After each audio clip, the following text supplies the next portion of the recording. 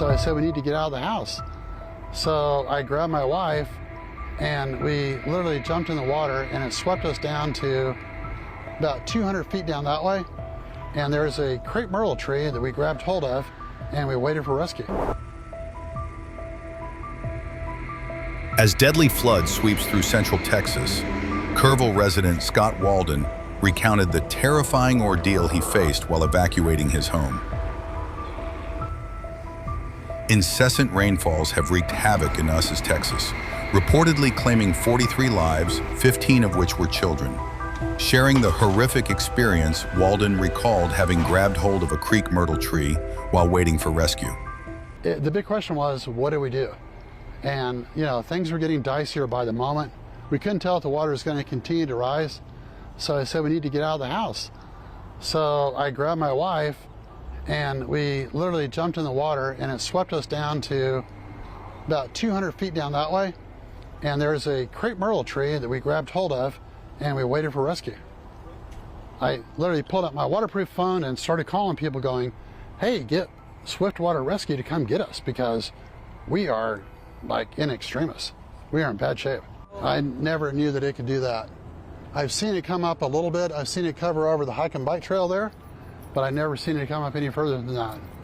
And yeah, this is like a once in, I don't know, 200-year kind of flood. Yeah, so this is very unusual. This is just a weird confluence of weather conditions that occurred, and we literally dropped 14 inches of rain. About 6:30 in the morning or 6 o'clock in the morning, we heard some thumps. I had a shed around the corner, and the shed started banging against the house. And my wife jumped up and she looked out the back and she said, there's a river back there. And so we ran to the front, and by the time we grabbed 2 dogs and a set of keys, the water had risen, covered 4 motorcycles, and flooded a Jeep, and then flooded a big truck. By the time, like over the last 5 minutes, the water went from like right there to right here. And then another 10 minutes, the water was like this high. It was scary. It was really scary. Mega search and rescue operation has been launched in central Texas, with over 850 people rescues being made till now, reported Reuters.